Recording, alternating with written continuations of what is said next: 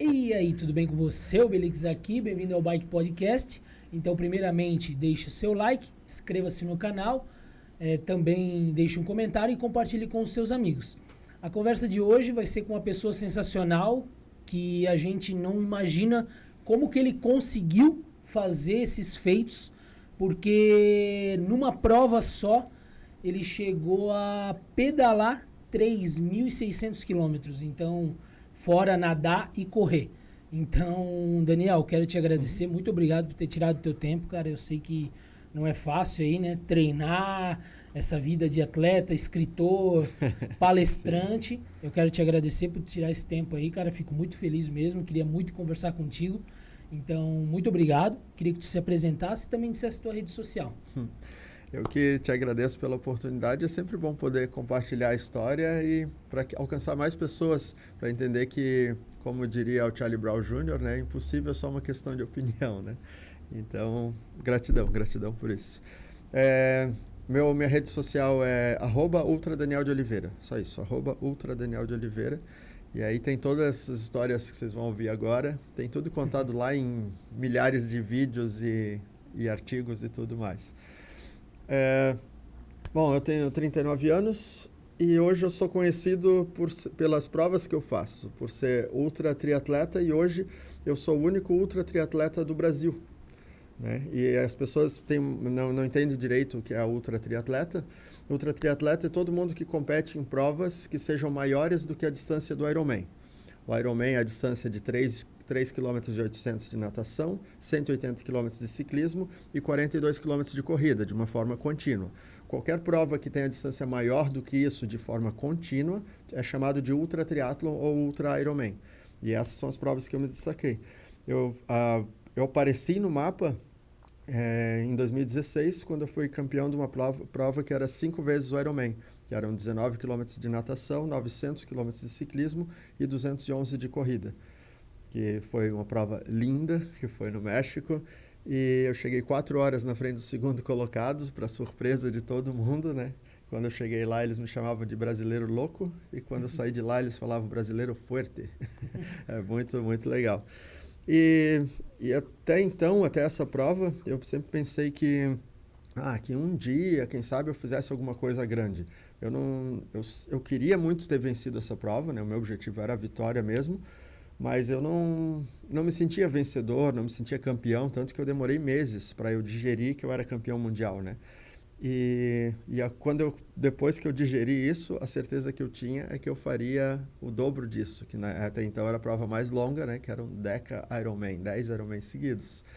E aí eu vi que era isso mesmo que eu queria fazer da vida, né? Viajar o mundo e competir nas provas mais absurdas e contar sobre essas histórias, né? Aí por isso eu escrevi o livro Destruindo o Impossível, e por isso eu faço palestras Destruindo o Impossível, para mostrar para as pessoas que dá para fazer. Que não importa quanto absurdo o teu desejo possa parecer para a maioria das pessoas, se é aquilo que você sente no fundo do peito, então é o teu propósito de vida, então você tem quase que a obrigação de ir lá buscar, né? E isso me satisfaz e é extremamente gratificante. E o reflexo que essas histórias causam nas pessoas é maravilhoso também, porque quando eu me permito fazer o melhor que eu posso fazer, eu mostro para as pessoas que elas também podem fazer o melhor. Que nada é tão bom que não possa melhorar, que não importa a tua área de atuação, por mais competente que você seja, por mais genial que você possa ser, ainda dá para ser melhor. E quanto melhor a gente é para nós mesmos, melhor a gente é para o mundo ao redor, porque a gente cria uma atmosfera de bondade, de positividade, de criatividade que contagia todas as pessoas ao redor, e isso é maravilhoso. Isso dá a perspectiva de realmente a gente viver num mundo que a gente sempre desejou viver, sabe? Isso é o que mais me impulsiona, assim. Não, e tu acaba motivando um monte de pessoas. Claro que fazer uma prova desse estilo não vai ser qualquer um que vai querer. Sim. O cara tem que ser meio louco mesmo, brasileiro louco, né? Mas tu acaba motivando muitas pessoas que às vezes só iam andar de bike, e às vezes, pô, vou começar um Ironman, vou tentar fazer o meu primeiro Ironman. Quantas pessoas que já devem ter sido Sim. motivadas por ti por isso? Então isso é interessante e muito legal. E o que eu queria te perguntar é assim, mas quando que que tu decidiu fazer Ironman? Como que tu conheceu? Como que foi a primeira vez que não sei, tu já corria, já pedalava, já nadava e de repente dissesse, não, vou fazer um Ironman? Isso. Por exemplo, eu comecei com a corrida, né, em 2008, eu comecei com a ultramaratona. Ultramaratona são todas as provas maiores do que uma maratona, né? Uhum. E eu digo que para ultramaratona tem que ser no mínimo o dobro de uma maratona, assim como o triatlo o dobro de um Ironman, no ultra triatlo, né? Na ultramaratona, no mínimo 84 quilômetros, né?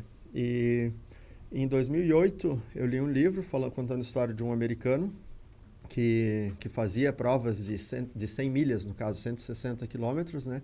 E no livro ele narra uma corrida de 300 e alguns quilômetros.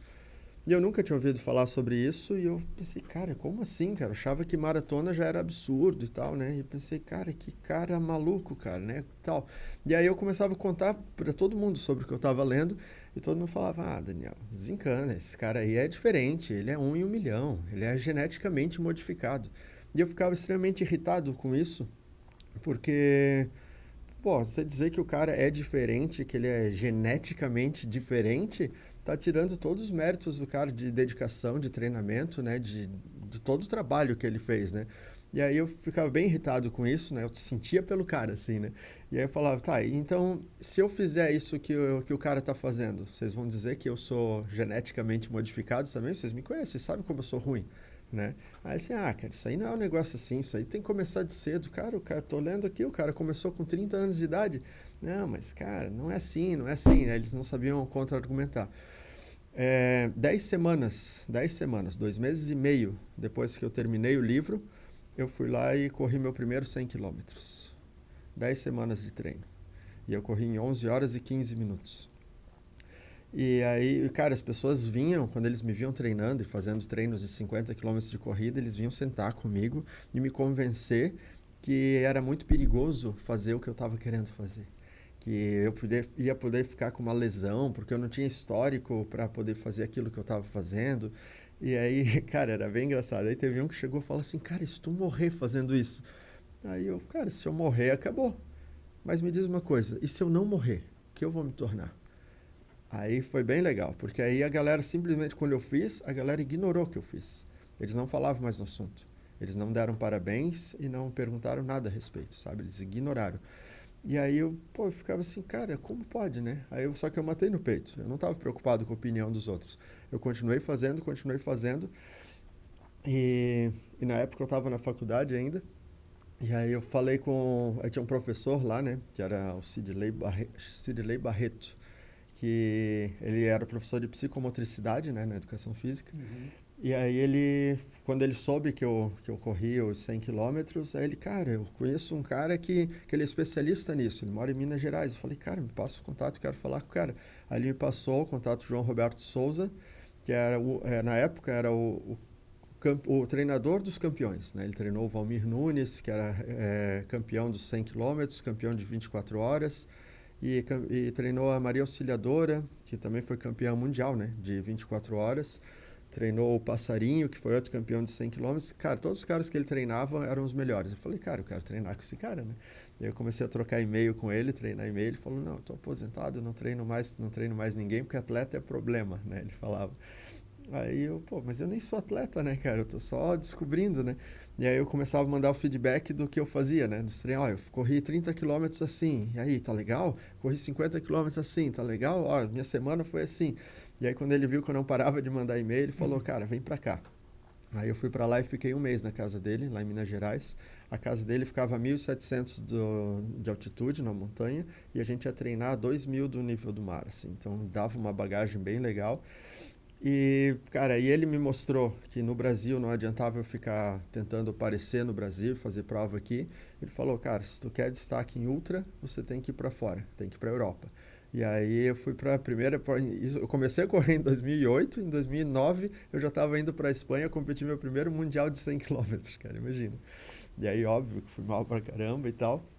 Mas eu vi, cara, que maravilhoso. Eu sempre soube que eu podia correr longe. Nunca imaginei que eu podia atravessar fronteiras, atravessar o mar e tal, né? Fantástico.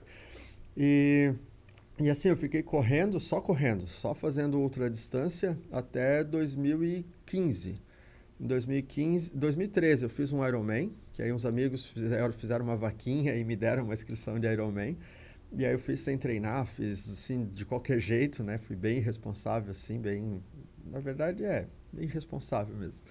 E fiz a prova e eu pensei, pô, mas o que eu tô fazendo aqui? Nem treinei para fazer isso, cara. Porra, pedalo só de meio de transporte, né? Aham. Não nado há anos, como é que eu vou fazer um Ironman?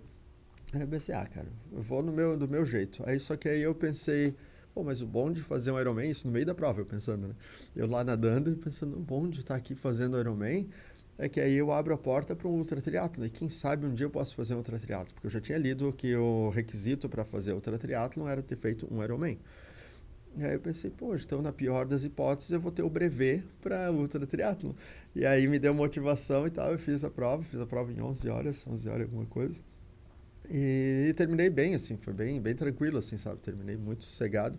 Aí eu pensei, cara, fiquei meio decepcionado com o Ironman, porque eu pensava, Ironman. E quando eu cruzei a linha de chegada, pô, sem treino, eu pensei que eu ia terminar morto, né? E eu terminei muito bem. Aí eu fiquei isso, 2013.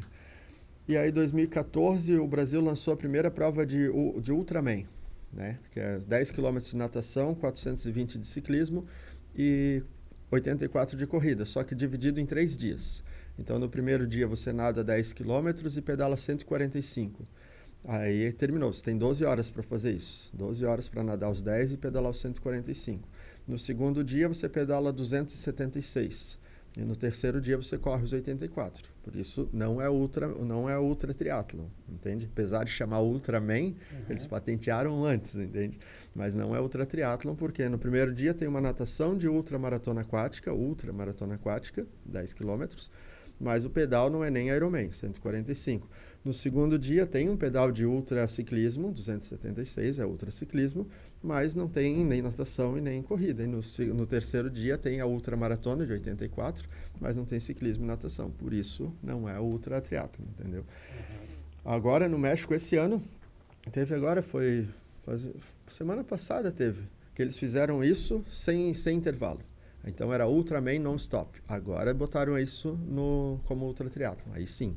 Agora, nesse formato no-stop, aí é ultra triatlon, enfim. E aí tinha o Sérgio Cordeiro, que era o único ultra triatleta do Brasil. Ele já fez, acho, todas as distâncias do ultra triatlon. E eu conheci ele em 2011, conheci ele pessoalmente, antes eu conheci ele só de revista. Conheci ele pessoalmente porque tinha um amigo meu das ultramaratonas, que era o Márcio Vilar, que ele faz até hoje provas filantrópicas, né, para arrecadar fundos para instituições de caridade.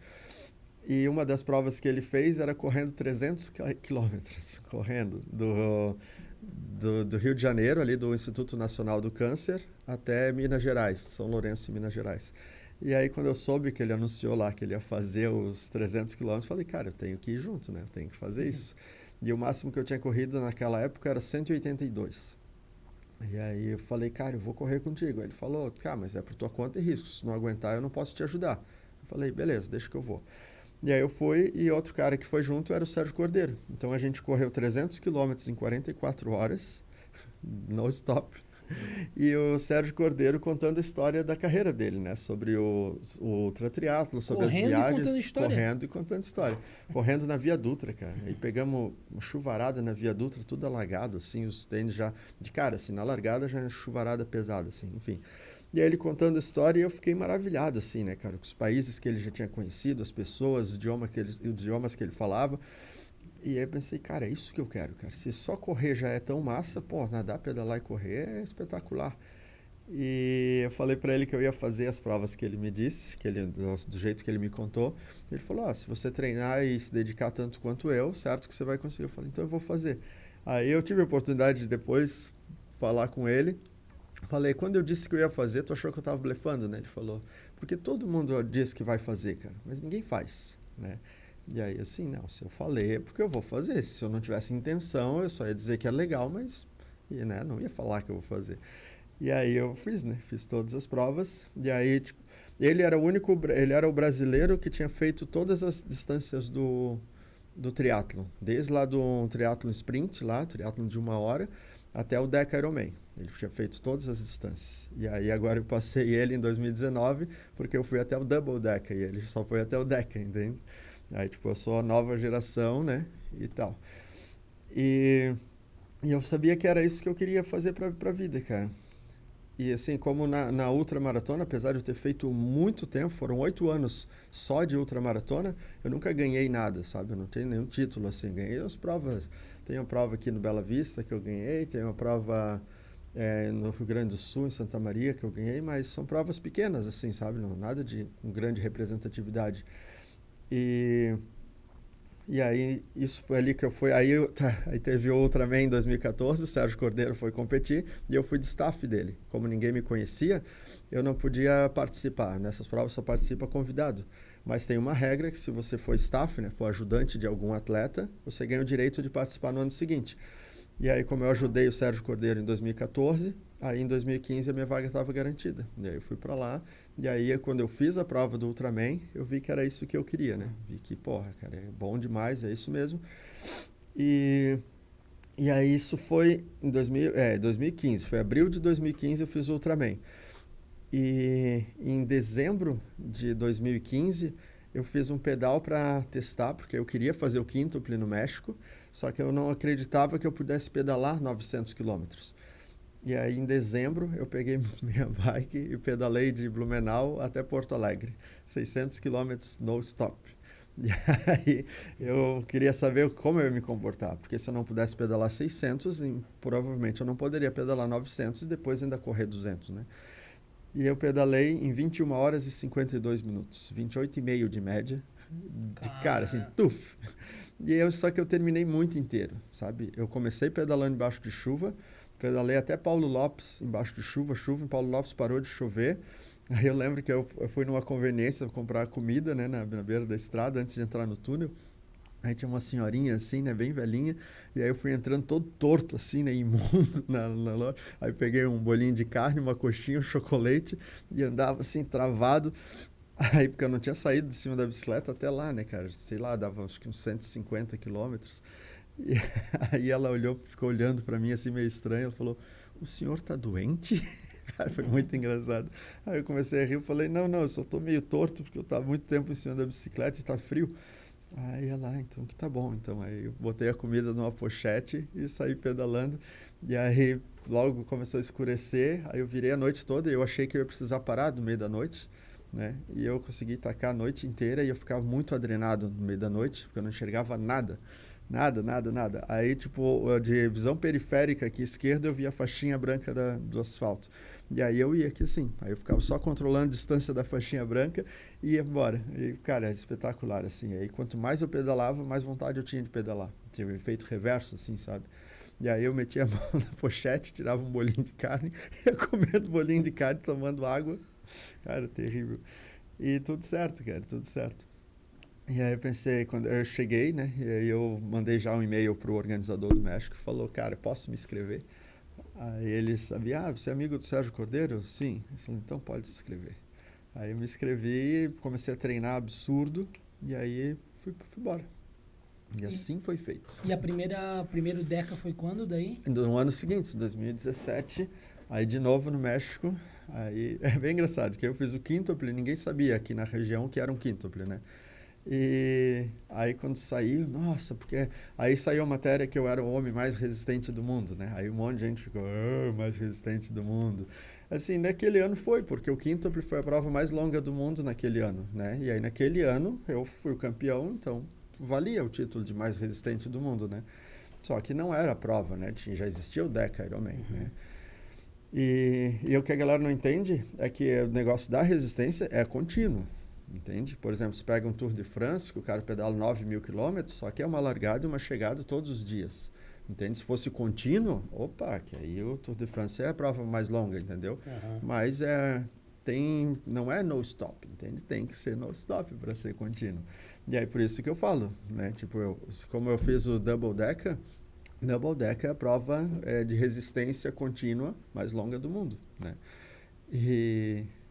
Sempre tem alguém que quer falar alguma coisa assim, dizer que não é, principalmente quando tu é de casa, assim, né? Porque quando, o cara mora lá na China, aí beleza, aí tu valoriza o cara pra caramba, mas quando o cara é de perto, aí tu não gosta, né?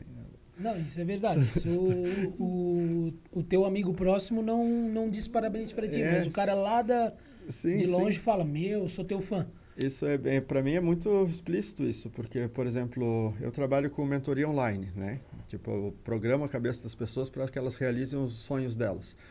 E eu não tenho clientes aqui na região. Meus clientes são todos de São Paulo, Rio de Janeiro, Belo Horizonte, entende? E que nem eu faço os treinos em Penha, vem muita gente de São Paulo, Rio Grande do Sul, Rio de Janeiro, vem fazer o treino em Penha aqui comigo. E o pessoal de Blumenau não vem. Entende? É engraçado, cara. Chega a ser engraçado isso. Mas tudo certo, né? Faz parte da mentalidade humana e só o tempo para mudar isso, né? Enfim. Tá, e tipo assim, tu fez o primeiro Deca, aí tu... Quanto tempo é uma recuperação com uma prova dessa? Porque ou pra ti, tipo, a tua genética já...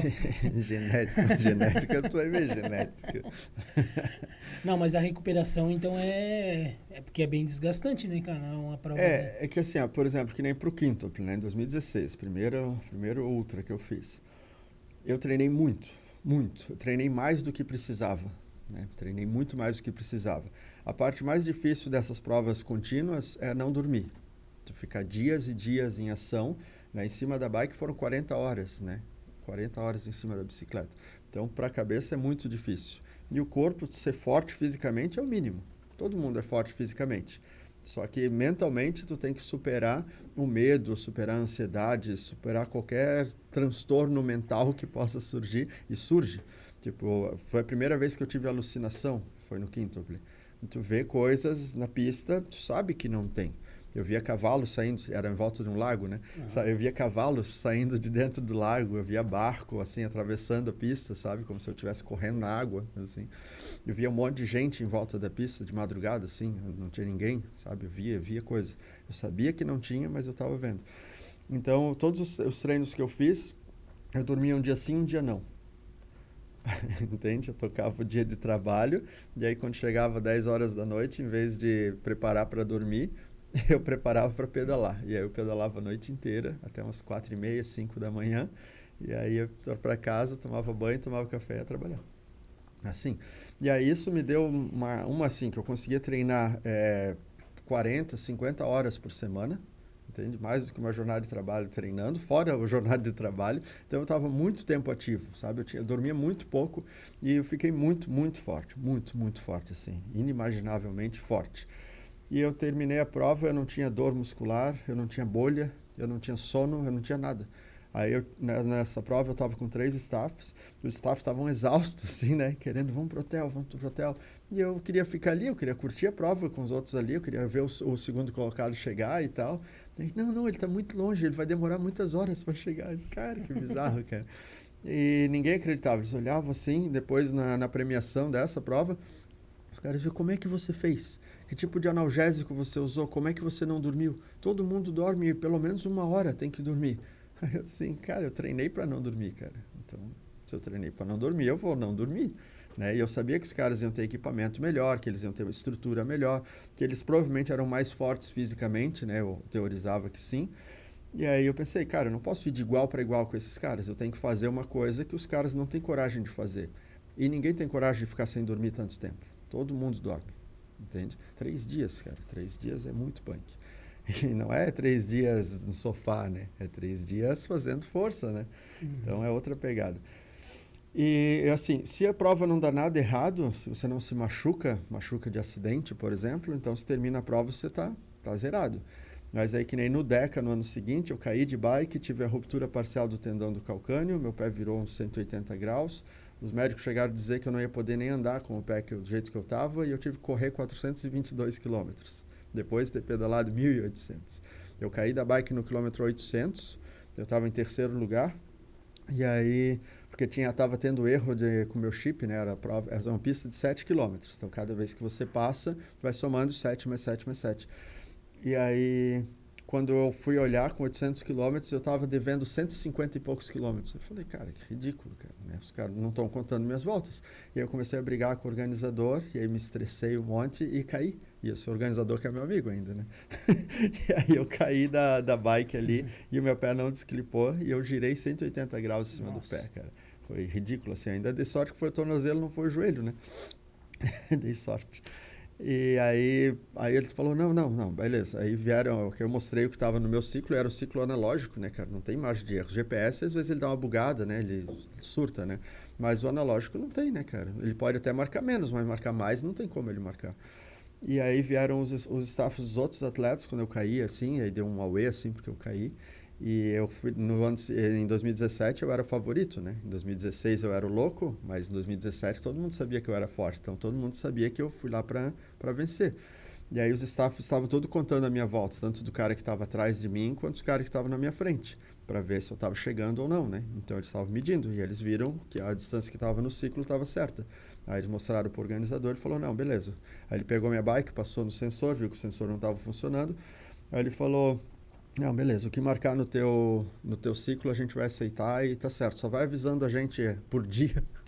Cada dia você avisa pra gente ir atualizando e comparando. Imagina que loucura, né, cara? 1.800, né, cara? E aí, beleza, quando ele falou isso, aí me acalmei. Aí eu baixei no clipe e comecei a pedalar forte. Cara, comecei a pedalar 40 por hora depois dos 800 quilômetros. E aí eu passava, e comecei a passar. E aí eu fui para segundo lugar e terminei os 1.800, 13 quilômetros atrás do primeiro colocado. E aí eu pensei, cara, vou pegar, tem 400 quilômetros para pegar o cara. E eu já tinha esquecido que eu tinha caído, né? Eu tinha esquecido. E aí quando eu vou tirar a sapatilha para colocar o tênis, aí eu olho para minha perna, que eu sentia que estava doendo, mas tô pedalando tanto tempo, é normal que esteja doendo. A minha panturrilha até o calcanhar era uma coisa só. Os mexicanos falavam a pata de elefante do brasileiro, que era assim, parecia que eu estava com elefantíase, assim, reto, assim, sabe? E aí eu não conseguia articular o pé. E aí os médicos vieram, aí eles falaram, cara, tu tá com o tendão rompido. Eu falei, não, rompido não tá, senão eu não ficava nem de pé. E aí ele falou, pelo menos uma ruptura parcial tu fez. E desse jeito você não vai nem poder caminhar. Aí eu falei, mas não tem problema, eu não vim aqui para caminhar, eu vim aqui para correr. Aí eles começaram a rir.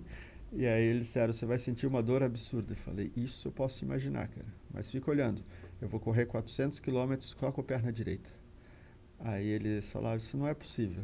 Aí eu fico olhando, só me consegue um tênis que caiba no meu pé que eu vou fazer isso. Aí veio um americano que já tinha acabado uma prova, né? Ele estava fazendo, acho que era um triplo, sei lá. E aí ele veio e me deu um 44, né? Um Roca 44, era bem grandalhão. Aí eu calcei o tênis e fui embora com o Roca. Aí quando deu 120 quilômetros, eu correndo com uma perna só, aí meu pé escorrega. Aí eu pensei, putz, rasgou o tênis, né? Que aí no pé direito ele tava folgado, né? Porque a perna direita tava boa, né? E aí quando eu tiro o tênis, eu olho, tava tudo ok. Quando eu olho pra minha meia toda vermelha. Aí eu vou tirar a meia pra olhar, a sola do meu pé foi assim, ó. Ai. Cara, veio a metade do pé assim, ele abriu a boca assim. Aí eu, putz, cara, bem punk. Aí eu começo a chorar, assim, e saio, o sentimento de vitimismo, assim, né? Que, por que isso está acontecendo comigo, né, cara? Por quê? E aí, cara, tem várias técnicas que eu uso, assim, né? Que eu aprendi lá em Minas Gerais, lá, né? De manifestação de energia, que eu falo que é trazer o Hulk, né? Manifestar o Hulk, que é quando as coisas ficam realmente difíceis, tu traz tudo que tem dentro do porão e mostra o que é a realidade, né? Uhum. E aí tu pode fazer coisas absurdas. E aí o Hulk vem, e aí eu não olho mais para dor, eu não olho para distância, eu não olho para tempo, eu olho para frente, tenho um sentimento de gratidão absurdo por estar ali, fazendo a prova mais difícil do mundo, com os caras mais fortes do mundo, e eu estou sendo competitivo, estou em segundo lugar. E eu pensei, eu só estou sentindo dor, eu só estou machucado, e não vai ser isso que vai me impedir de fazer aquilo que eu desejo. E eu começo a pisar forte, eu sinto a dor nos dois pés, eu sinto. Nesse pé aqui parece que tinha caco de vidro dentro do tênis, a dor que dava, sabe? Dor de corte mesmo assim, sabe? E nesse daqui parecia que tinha quebrado, porque o pé não articulava mais. E eu comecei a pisar igual, não mancava mais, cara. Corria lágrima do olho assim, os médicos olhavam, you crazy, this is impossible. Cara, lindo demais, lindo demais. Eu ainda quero ver essa cena num filme assim, sabe? You crazy, this is impossible. e aí eu começo a correr, e eu corro esses 300 quilômetros, que faltava só 300, né? Meu, só longe. Aí eu corro e o francês me ganha por 13 quilômetros, que era a distância que ele tinha aberto no pedal, entende? Ou seja, eu corri igual ele nos 422, eu com os pés ferrados. E aí foi bem bonito, assim. E aí nessa prova, aí eu não andava no dia seguinte. Quando esfriou, cara, eu não conseguia ir no banheiro, assim, eu precisava de ajuda para ir no banheiro, porque os dois pés estavam ferrados, né? A perna esquerda virou um pão, assim, ficou muito, muito grande. Aí eu tive que fazer drenagem linfática 3 vezes por dia, porque os médicos falaram, se a gente não conseguir botar uma meia de compressão, tu não pode voar de volta. Tu vai ter risco de gangrena nessa perna. Eu, caraca, cara, sabe? Aí essa dali, tipo, eu fiquei, acho que não lembro, pelo menos uns 10 dias eu fiquei sem correr depois dessa prova. E aí quando eu cheguei aqui, aí eu fui no médico, né, que aí pra ver, aí ele viu que era uma ruptura parcial do tendão do calcâneo e tal, e ele falou que ia precisar de uma cirurgia para costurar a parada ali, e que eu tinha que ficar 3 meses sem correr. Aí eu falei, tá, e qual que é a outra alternativa? Ele falou, não tem outra alternativa, é isso? A gente vai botar uma bota ortopédica, aquelas botinhas bonitinhas e tal, e tu vai poder andar com aquela bota, mas não correr não tem como. Aí eu falei, então, desculpa, eu não posso fazer. O cara, não, eu sou teu amigo e tal. Eu falei, não posso fazer. Aí, no dia seguinte que eu fui no médico, eu já comecei a dar uns trotezinhos. Comecei a correr 3 quilômetros, 5 quilômetros, e 40 dias depois eu corri 100 quilômetros.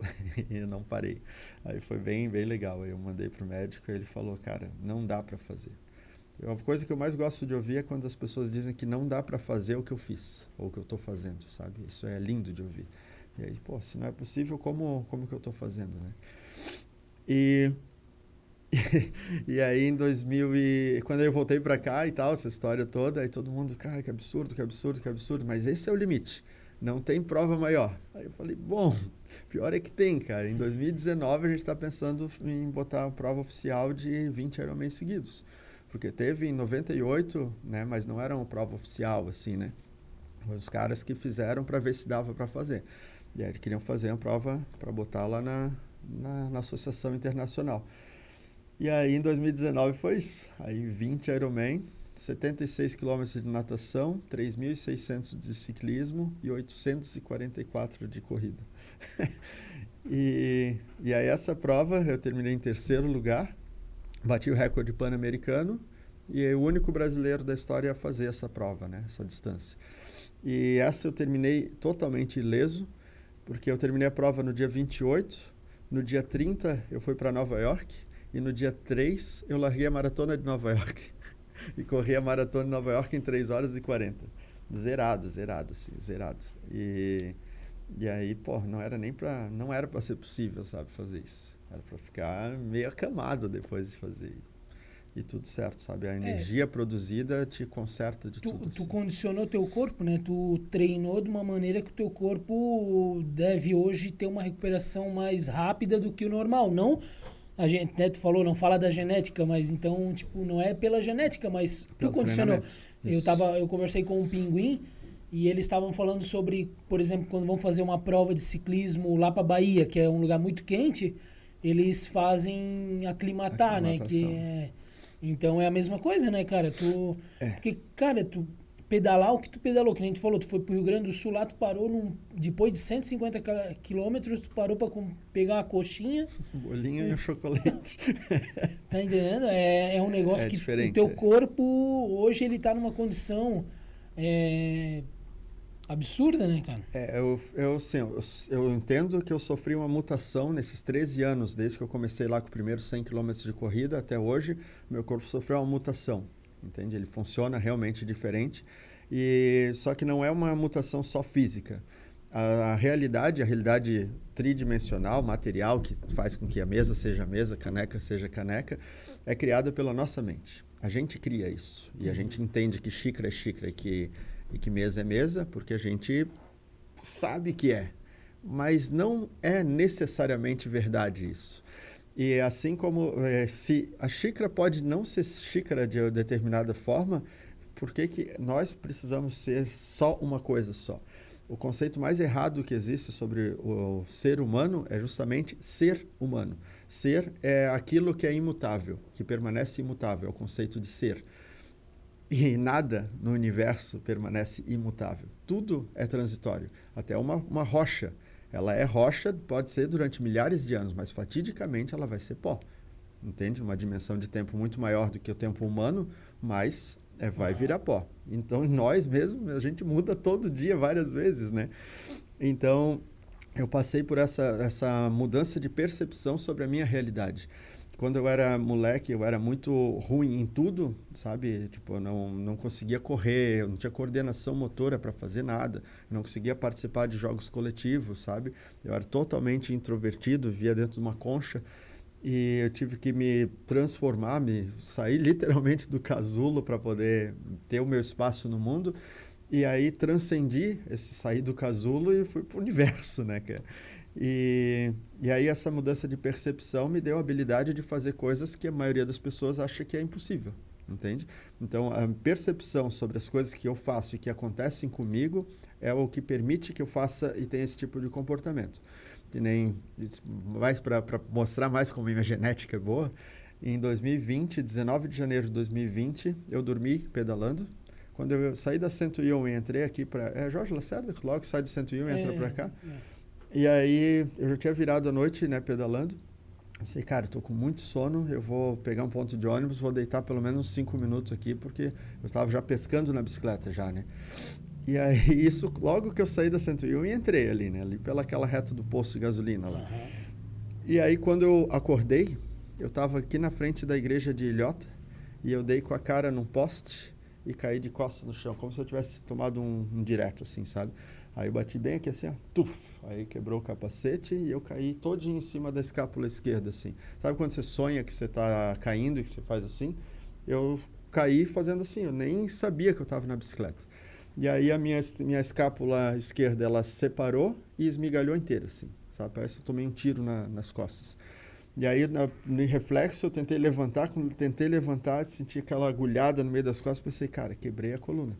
Eu não consegui sentar. Aí eu tirei o capacete, botei ele embaixo da cabeça, me deitei de lado para deixar a coluna reta, assim. Aí chegaram os paramédicos lá e eu não conseguia mexer esse braço e eles achavam que eu tinha quebrado o braço, cara. Foi muito, muito bizarro. Aí eu ficava tendo que explicar para eles o que tinha acontecido comigo. Eu explicando para os caras do socorrista o que tinha acontecido comigo, cara, bizarro. Aí os caras me jogaram dentro da ambulância ainda de um jeito assim que dava umas pancadas. Eu pensei, cara, se não tinha quebrado antes, agora quebrou. Porque era só porrada, assim, né? Aí me levaram para Itajaí. Aí fiquei lá e, cara, passei o dia inteiro em Itajaí, ridículo assim também. Aí sem comer, nada, assim, jogado lá no banco. Cara, bizarro, assim, bizarro. E... aí veio lá, já era acho que umas 9 da noite, cara. Isso era de manhã que eu tinha caído, era às 9 da noite. E o médico veio lá e falou assim, agora sim. Ó, eu acho que não é o caso de a gente fazer cirurgia, porque, cara, não tem como juntar esses pedacinhos. Aí ele mostrava na imagem da tomografia, assim, não tem como a gente juntar. Se você ficar totalmente imobilizado durante 6 semanas, isso vai começar a calcificar entre esses fragmentos de ossos que tem nas tuas costas. E aí, depois de 6 semanas, você começa uma fisioterapia e aí você vai melhorando aos poucos. Aí eu, como assim 6 semanas? 6 semanas como? Não, a gente vai mobilizar o teu braço, né? Você vai ficar, a gente vai passar uns antibióticos para você tomar, porque você vai sentir muita dor e tal.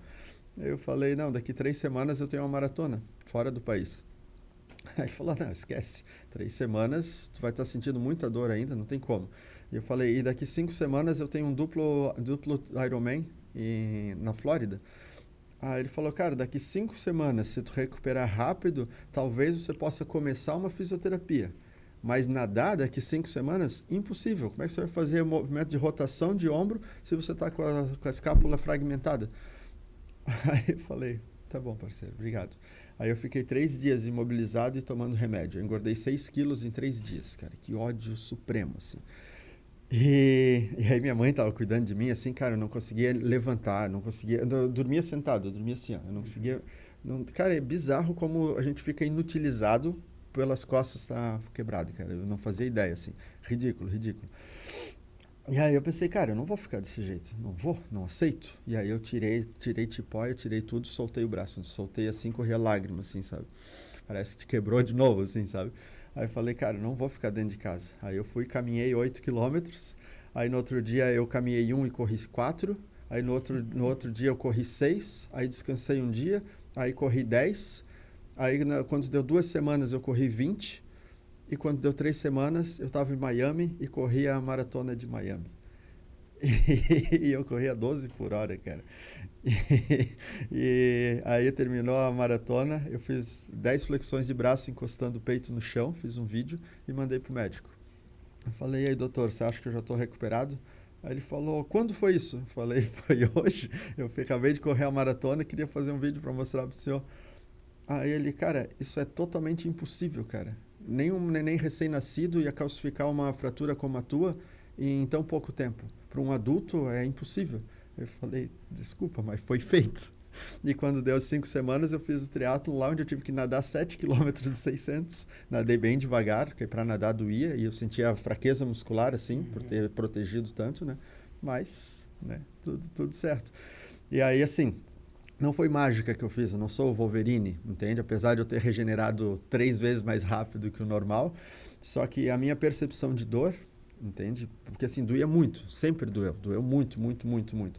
E eu sentia latejando e quente o dia inteiro. Então, tinha mais fluxo sanguíneo, quanto mais fluxo sanguíneo, mais nutriente e mais oxigênio. Quanto mais nutriente, mais oxigênio, mais rápida a recuperação. Então, por eu ter suportado a dor, eu acelerei o processo de cura, entende? Claro que as pessoas que estiverem assistindo, não faz isso que eu fiz, porque pode dar um monte de problema. Mas eu fui responsável por isso. Se desse problema, eu estava consciente disso e por isso eu fiz. Mas não é aconselhável fazer isso, viu? Ouçam o que os médicos dizem, né? Não faça isso em casa. Mas eu me conheço muito bem, já passei por muita dificuldade física, assim, para saber o que eu posso e o que eu não posso fazer. E, assim, a maioria das pessoas acho que não passaria nem meio dia sentindo a dor que eu estava sentindo, entendeu? Porque quando eu faço as corridas de centenas de quilômetros, dói durante muitas horas, né? E eu estou muito acostumado a sentir dor. E o meu corpo está muito acostumado a se regenerar, porque eu tenho que me regenerar durante o combate. Que nem depois de ficar 50 horas dentro d'água no Double Decker, quando eu comecei a pedalar, eu não tinha problema com pedalar. Eu estava pagando o preço de 50 horas nadando, então eu não tinha força para segurar no guidão. Meus braços tremiam, aí eu ia para o clipe. Aí ficava aqui no clipe, eu não tinha tríceps para ficar no clipe. Eu ia para cima, começava a dar cãibra no peitoral, cara, de estar aqui em cima. E aí, sobrevivendo, aí eu levei 2 dias sentindo muita dor da natação para começar a poder fazer o pedal propriamente dito. Depois de 11 dias pedalando, quando eu termino o pedal e vou correr... 11 dias pedalando. Eu começo a correr sentindo as dores do pedal. Aí eu tô com toda a dor de lombar, glúteo, posterior de coxa, assim. E aí eu tenho que correr daquele jeito ali sentindo dor, entende? Aí 2 dias correndo, aí beleza. Aí passou as dores do pedal, aí começa a corrida de verdade. E isso é bem bizarro, porque não tem como te simular isso num treino, entende? Porque assim, que nem depois de, você pedalou 180 e vai correr, você tá dolorido do pedal, mas, porra, é muito pouca dor, entende? Perto daquilo que acontece lá. Lá chega a ponto de tu chegar a questionar se é possível tu seguir adiante. As pessoas perguntam, em algum momento tu pensou em desistir? Não, pensar em desistir nunca é uma opção, né? Mas eu cheguei a questionar se eu era capaz de fazer, entende? Porque era muita dor, era muita dificuldade durante muito tempo. Não é aquele negócio, sabe, que nem no Ironman. No Ironman não interessa o quanto tu foi mastigado pela prova, tu sabe que meia-noite tu está livre, acabou. Então tu sabe que meia-noite tu vai ter direito a um banho quente, a uma cama com travesseiro e edredom. E isso muda toda a realidade. O inferno é quando você você acordou de manhã e você não faz ideia quando você vai dormir de novo. Aí o negócio pega, entende? Essa é a diferença de uma prova contínua para uma prova intermitente. Você acordou hoje, imagina se eu te disser assim, Obelix, agora hoje é terça-feira, tu só vai dormir na sexta. Já dá problema na hora, né? Ao receber a informação já dá problema, entendeu? E aí imagina, e não é só isso. Você vai ficar em cima de uma bicicleta nesse tempo todo. Assim, tu tá maluco, cara, tá maluco, entende? Essa é a mágica da ultradistância. Quantos dias demorou o double para finalizar? 23 dias. 23 dias. 2 dias nadando, 11 dias pedalando e 10 dias correndo. E nesses 23 dias, chegou a dar 12 horas de parada de descanso ou não? Não. Não, os primeiros 3 dias eu toquei direto. Que foi 2 dias nadando, aí eu saí, já peguei a bike e toquei mais um dia. Aí eu toquei depois 20 horas direto e aí parei mais ou menos umas 4. Depois eu ia administrando mais ou menos. Mas era mais ou menos 20, 21 horas de ação e mais ou menos umas 3 a 4 horas de parado, assim. Meu, então, de 23 dias, no máximo um dia foi contando todas as horas, né? É, eu não cheguei a contabilizar as horas, mas é mais ou menos isso. Que nem no DECA foram 10 dias. Em 10 dias eu parei 8 horas. Pra ter uma ideia, entende? Meu. É bem bizarro, assim, é bem bizarro. Por isso que as pessoas se espantam, assim, sabe? E o que eu acho interessante é porque, assim, se o cara for pegar, por exemplo, os ciclistas do Tour de France, eles são tudo bem magrinho. E tu não és um cara seco, né? Tu é um cara... Quando eu era jovem, eu era seco. Hoje em dia, não. Quantos quilos tu... 85 é o meu peso normal. Quando eu vou para a prova, eu vou com uns 80, mais ou menos. E né? tu Diferente pesa só no Double Decker, que eu ganhei peso para poder... Porque eu sabia que eu ia perder muito. Eu perdi 12 quilos no Double Decker. No Double Deck eu perdi 12 quilos, no Deck eu perdi 8 e no quíntuplo eu perdi 4 quilos. 4 quilos em 3 dias é legal, né? Poxa, eu precisava disso. Não, mas todos os caras são do meu tamanho, assim, sabe? Não tem ninguém muito magrinho. Porque precisa ter músculo de peitoral, precisa ter músculo de braço para ter reserva de glicogênio. Por isso que você nunca vai ver um cara com um shape de maratonista ali, aqueles caras que têm o joelho maior que a coxa, fazendo uma prova de ultra, nem de ultra corrida, sabe? Ultramaratona, porque precisa ter reserva de glicogênio para aguentar a potência durante tanto tempo. E se você não tem massa muscular desenvolvida, você não tem onde... Você vai precisar de comida o tempo todo. E para comer o que você está precisando, ia certamente dar desconforto estomacal. A ideia é o que eu faço. Tipo, eu faço reserva para poder ter o que queimar. E eu vou queimando, porque eu já fiz de ir comendo durante a prova, e você precisa de tanta caloria que você não consegue caloria em alimentos comuns. Entende? Aí você tem que apelar. Aí você tem que apelar para bacon, tem que apelar para pizza de 6 queijos, tem que apelar para leite condensado, sabe? Essas coisas assim. Tudo que as pessoas estão tentando evitar, eu estou jogando para dentro, porque eu preciso de caloria concentrada. A galera fica muito preocupada com sódio, cálcio, potássio, né, proteína, e esquece da quantidade de caloria. Tu precisa de energia, sabe? Caloria mesmo, sabe? Calor, produzir calor. Só que quando tu começa a comer muito, tu começa a dar problema estomacal. E aí, se der algum problema e o negócio não sai, teu estômago para de trabalhar. E aí ele parou de trabalhar, tu vai parar de correr. Porque tu vai sentir uma dor absurda e começa a ter mau funcionamento. Aí tu começa a ter cãibra, desequilíbrio da contração muscular e dá um monte de problema. Então, por exemplo, correndo, que é onde mais dá problema, eu basicamente só como fruta quando eu estou correndo. E aí, basicamente, aí tomo uma cerveja ou outra no meio do caminho, né? Porque ninguém é de ferro, né? Mas basicamente é só fruta, assim. Que nem no DECA, que foi onde eu medi mais certinho, assim, eu estava perdendo de gordura corporal, eu perdi 800 gramas por dia, né? 800 gramas de gordura por dia. E de alimento ingerido dava mais ou menos umas 3.000 calorias. E de produção de energia por esses 800 gramas de gordura dava mais ou menos umas 3.000 calorias também.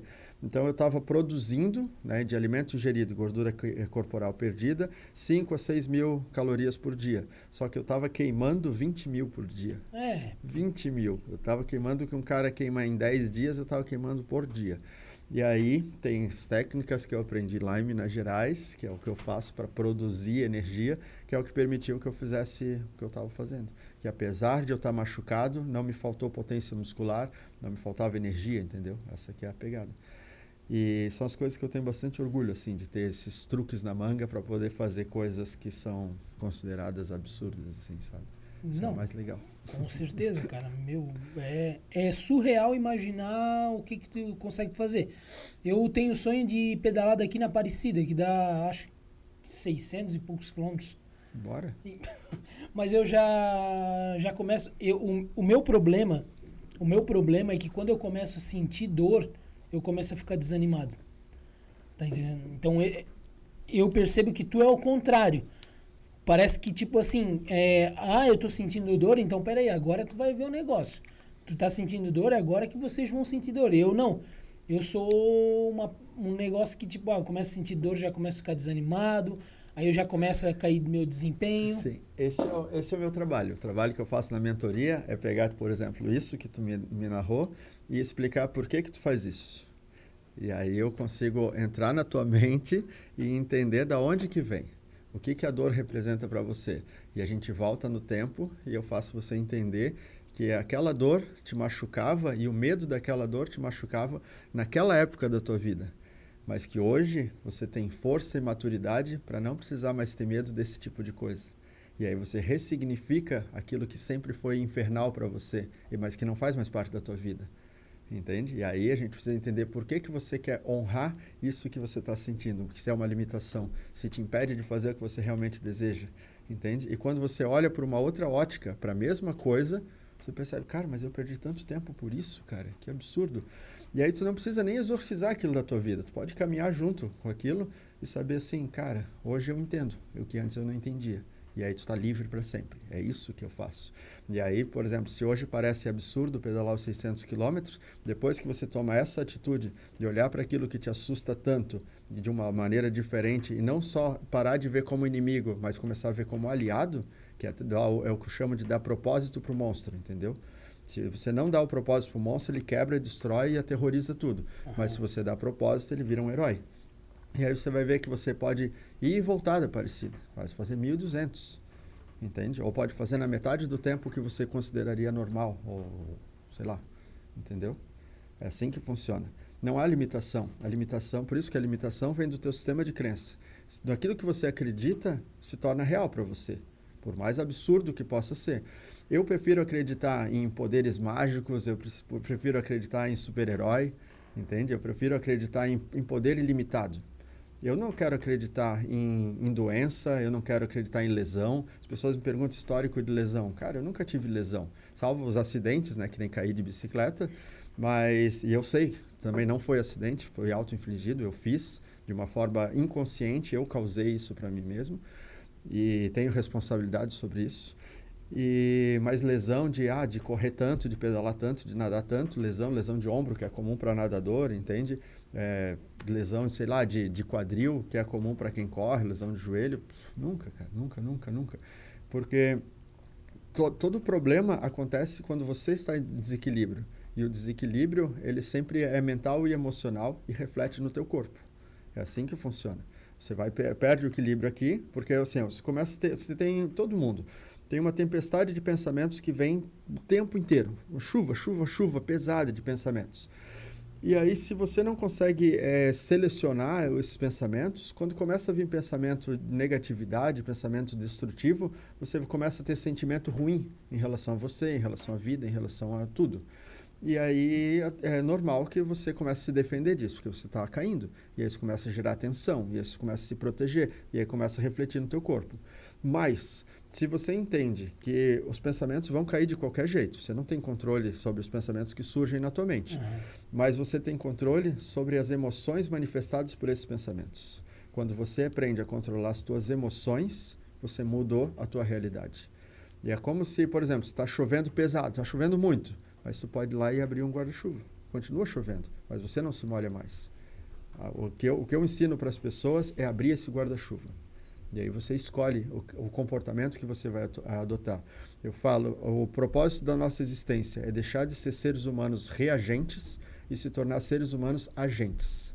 Ser humanos que determinam as ações e não que simplesmente reagem. Entende? O cara vai e te insulta, tu vai lá e insulta de volta. É uma reação. Mas você queria fazer isso mesmo?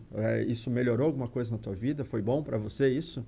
Entende? E aí quando... Não, isso na verdade foi pior, não devia ter brigado. Então, por que você não escolheu antes? Entende? Se as pessoas... Isso é maturidade, entende? Você determinar a tua ação. Entende? Você escolher que tipo de atitude você quer tomar em relação à tua vida. Isso, em relação para o esporte, é muito explícito. E eu falo sempre do esporte como ferramenta para uma vida melhor, porque o comportamento que você vai ter quando você vai sentir dor lá, vai ser um comportamento quando aparecer uma dificuldade na vida. Você vai achar que é uma tempestade num copo d'água. E não precisa ser. Olha por uma outra perspectiva. Olha o que aquilo lá veio para te ensinar. Olha o que você pode aprender com essa dificuldade. A dificuldade não é uma coisa ruim. Ela é uma oportunidade de crescimento e de melhoria. E quando eu busco provas mais difíceis, entende? Provas que exigem mais de mim, é porque eu quero manifestar mais habilidades do que eu tenho. Eu não me canso, sabe? Eu tenho quase que uma ânsia por desenvolver novas habilidades. Porque, de novo, quando eu era moleque, eu era totalmente limitado, eu não conseguia. Tudo que alguém me oferecia, eu falava, não, eu não consigo. Não, eu não sei. Eu nem tentava, eu já dizia que não dava. E aí eu precisei, cara, tirar um coelho da cartola para poder mudar isso. Só que eu não parei. Eu não cheguei no nível comum de todo mundo, né, de ser aceitável e parei. Eu continuei buscando. Porque se funcionou lá, de eu sair do nível 0 e chegar no nível, vamos dizer, o nível 3, cara, por que eu vou parar no nível 3? Se eu nem sei quantos níveis tem. E aí eu venho fazendo isso, entende? Rompendo limite, rompendo barreira, rompendo teorias de impossível. E eu não aceito que ninguém me imponha uma verdade que não é minha. A verdade só vai existir quando você tiver a tua experiência. Quando você colocou em prática alguma informação, agora você tem a verdade. E a tua experiência vai ser a verdade sobre a tua vida, sobre a experiência, sobre o que você sentiu naquele momento. E pode não fazer sentido para mais ninguém, mas para você, aquela é a verdade. Porque não importa o que digam, não, acho que tu está inventando isso aí. Cara, tu sentiu. Se tu sentiu, é teu. Entende? Por isso os meus discursos são tão contundentes e tão afiados, porque eu senti. E ninguém pode falar que eu não senti o que eu senti. Entende? E o reflexo dos meus sentimentos criam ações tão absurdas quanto o meu próprio discurso. Entende? E eu sou apaixonado pelo que eu faço, porque é muita comprovação de que essa teoria maluca, né, de ser louco e acreditar em coisas absurdas, ela dá um resultado altamente positivo. Entende? E cara, é maravilhoso.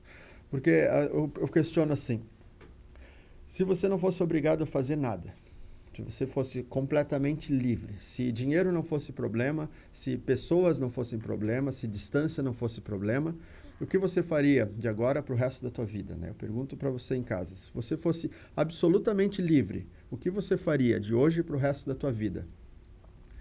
E a maioria das pessoas tem muita dificuldade de responder isso, porque nunca deram tanto poder de ação para a gente. E aí as pessoas perguntam, você sabe, Daniel? Você sabe? Você está perguntando isso? A gente fica aqui irritado? Mas você sabe? Eu falei isso, claro que eu sei. O que eu faria? Eu viajaria o mundo, eu faria as provas mais difíceis do mundo para descobrir do que eu sou capaz e continuaria viajando o mundo contando histórias sobre as coisas que eu faço. E as pessoas dizem, mas é isso que tu faz. Exatamente, eu escolhi. E eu vivo exatamente a vida que eu escolhi, do jeito que eu escolhi. Quando eu olho, cara, eu lembro de 20 anos atrás, quando eu fazia narrativas, né, e quase que profecias sobre o futuro, e chegava nesse tempo agora, eu fico muito feliz, assim, sabe? Porque eu não tinha dimensão do tempo, de quanto tempo eu ia precisar para fazer as coisas que eu fiz, as coisas que eu faço. Mas estar aqui agora e podendo contar essa história, saber que as pessoas estão ouvindo e estão sendo mexidas por essa história, para mim é extremamente maravilhoso e forte. Mas não é só para mim. Claro que é muito bom para mim, porque é a minha vida. Mas para todo mundo que está ouvindo, isso é extremamente importante. O que você sente no fundo do teu peito pode verdadeiramente melhorar e amplificar o teu raio de ação. Você pode fazer coisas que você hoje talvez não consiga nem imaginar, mas segue na direção do sentimento que você tem no teu peito. E você vai ver o estrago que você vai causar no mundo, o reflexo que você vai causar nas pessoas, como as pessoas vão dizer que estão se sentindo melhor por estar perto de você. Você se tornou um amplificador de energia, sabe? Porque, por exemplo, agora, eu estou vibrando aqui numa intensidade cada vez mais alta, eu estou vibrando. E, essa energia está tocando em você. Com certeza. E aí a tua energia começa a aumentar. E a energia dele, ele começa a sentir também. Sim. E aí a gente cria, e se entra uma quarta pessoa aqui, ela vai dizer, nossa, o que vocês estão fazendo? Um negócio tão estranho aqui dentro, porque é impossível não sentir isso. E a gente mantendo uma vida numa frequência mais alta, a gente vai melhorando o lugar por onde a gente passa. E as pessoas vão tendo sentimento de cura e de fortalecimento. Se tem alguma coisa estragada, começa a se consertar. E se você já está são, você começa a ascender. Esse é o propósito. É como você se torna um anabolizante, sabe? Esse é o seu que o anabolizante faz. Ele cura o estragado e se não está estragado, ele dá upgrade. E é isso. Imagina se cada pessoa tivesse esse propósito de melhorar a vida das pessoas por onde ela passa. Imagina que mundo que nós viveríamos.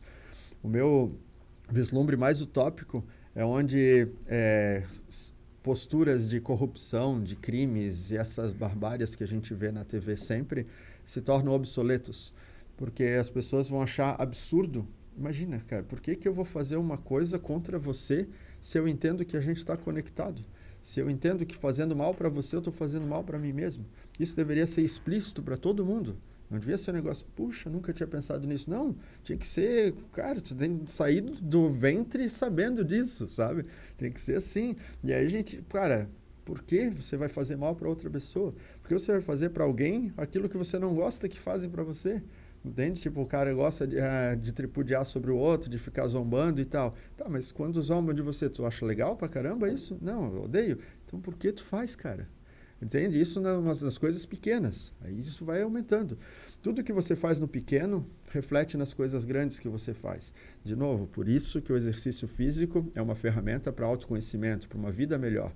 O comportamento que nós temos quando a gente sente dor, quando a gente sente medo, ansiedade, quando a gente tenta rejeitar alguma coisa que é inerente do exercício físico, por exemplo, esse comportamento a gente vai usar para os outros aspectos da vida, para o trabalho, para os relacionamentos humanos, entende? Sim. E por isso que só que no esporte é mais fácil você detectar a tua limitação e o teu potencial para usar aquilo e transcender as dificuldades quando ela aparece para você.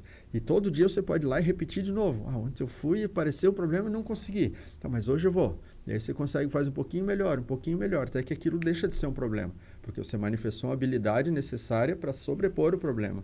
E o problema só é ruim quando você não tem habilidade para resolver. Porque quando você tem habilidade, você já não chama mais ele de problema, né? Eu chamo de treino, né? Treino, tudo é treino, cara. Tudo que tu faz é treinamento. Todas as experiências da tua vida vão ser treino. E assim, e não precisa ser perfeito. Não, nem todo dia é dia de medalha de ouro. Eu falo, se todo dia fosse dia de medalha de ouro, a gente não chamaria de treino, a gente chamaria de espetáculo. Né? Porque não é o que os caras fazem no circo, por exemplo. Eles treinam centenas de horas para se apresentar alguns minutos na frente da plateia. É isso. E eles são excelentes durante alguns minutos. Entendeu? E a gente quer ser excelente 24 horas por dia, por isso vive nesse sofrimento, porque é uma utopia você ser excelente sempre. Por exemplo, eu faço essas coisas, mas eu não sou excelente no que eu faço, eu não tenho excelência no que eu faço. Eu consigo acessar um estado alterado de consciência quando eu quero, mas eu não consigo ficar nesse estado o tempo que eu quero. Então, quando eu saio desse estado, eu volto para o estado normal. E aí eu sinto dor, eu sinto medo, eu sinto tudo. E aí, quando eu detecto que eu estou desconectado, aí eu tenho técnicas para me reconectar e voltar para aquele estado de novo. Aí caiu. Como a internet, sabe? Você está lá assistindo um vídeo, lá legal para caramba, de repente começou a travar. Aí tu, pô, peraí, vai lá, reiniciei o modem lá. Entende? Mais ou menos isso. Mais ou menos isso. E é assim que funciona. A comparação da internet com nossa conectividade, com tudo que existe, é bem explícita, bem contundente, assim, sabe? Qualquer infortúnio que estiver tendo na tua vida não é uma casualidade, é uma desconexão. Se você se desconectou, vai começar a ter problema. Então, você precisa... O que te faz reconectar? Por exemplo, para mim, estar em ação. Se eu estou correndo, se eu estou pedalando, se eu estou nadando, eu estou me reconectando. É como se eu estivesse mandando uma resposta para o universo que eu estou aqui, que eu me importo, que eu tenho poder de ação. E aí, cara, eu sempre me curo e me fortaleço. Eu posso estar cansado, eu posso estar ferrado de qualquer forma, mas quando eu vou para a ação, eu me conserto, entende? É bem...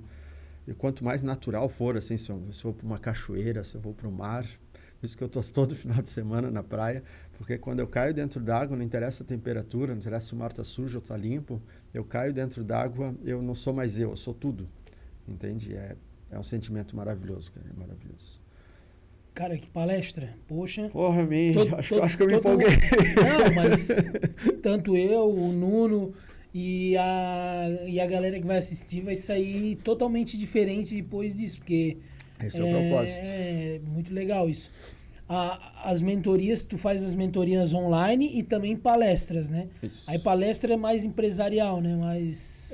Que agora parece que abriu, né? Para ter palestra tipo show, assim, né? Uhum. Mas ainda não vi nenhuma marcada ainda para marcar.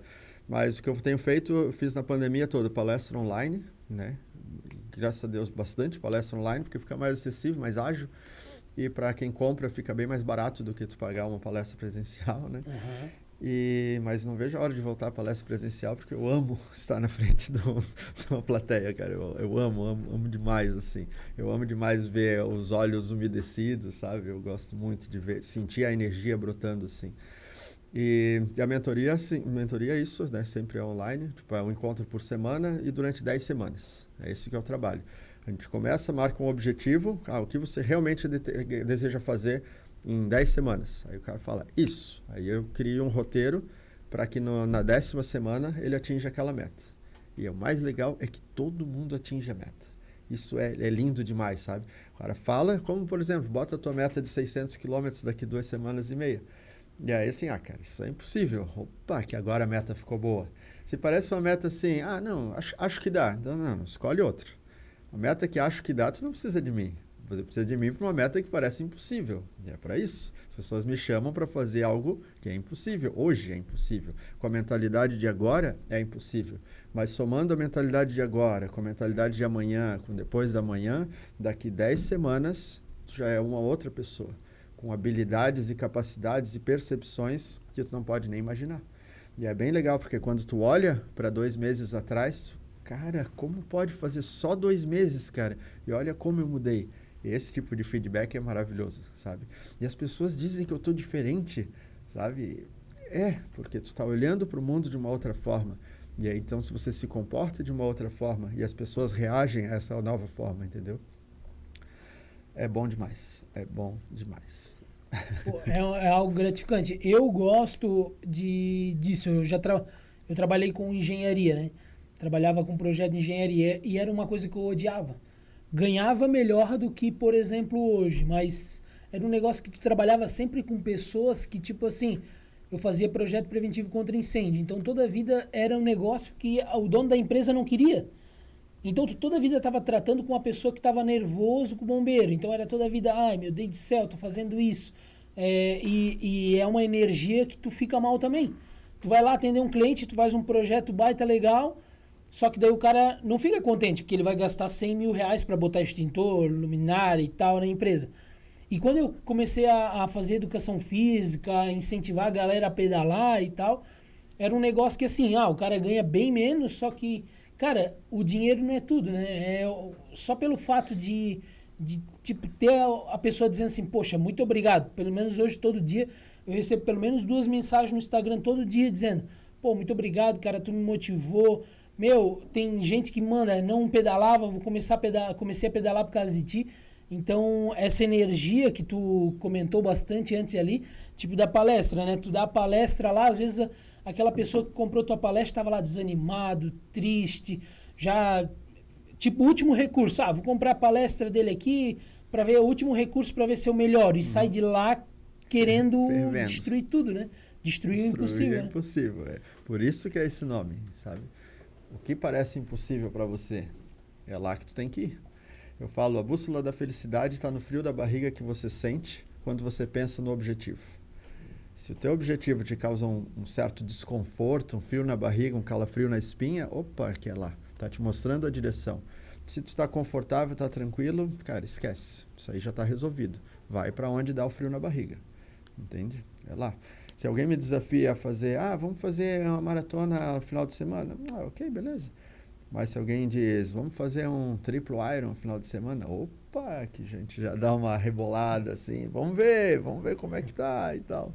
É outra pegada. E aí tu sabe que é o que tu tem que fazer, entende? Vamos nadar 20 km. Vamos lá nadar 20 km. Mais ou menos essa. O Double Deca é a prova mais difícil do mundo? Não tem uma... Sabe quantas pessoas já foram para a Lua? Na história da humanidade, já pisaram na Lua? Olha, tu me fez uma pergunta que eu não sei mesmo. Mais ou menos, se enxuta aí. 5 pessoas. Quantas pessoas já pisaram na Lua? 12 pessoas. 12 pessoas pisaram na Lua. Porque pisar na Lua é extremamente raro, é extremamente difícil, né? Por N fatores. Sabe quantas pessoas já fizeram Double Deca? 12 pessoas. Extremamente raro, extremamente difícil por vários fatores, entende? É uma das coisas mais raras do mundo, então é espetacular. espetacular ser uma dessas pessoas. Eu sou o terceiro melhor nessa distância. Isso é bem legal. Eu sou o melhor das Américas, cara. Só no Brasil tem 210 milhões de pessoas, cara. E ser o único de 210 milhões já é bem legal, né? E aí nas Américas não sei quantas pessoas tem, mas tem bastante gente. Incluindo os Estados Unidos inteiro, deve ter meio bilhão, né?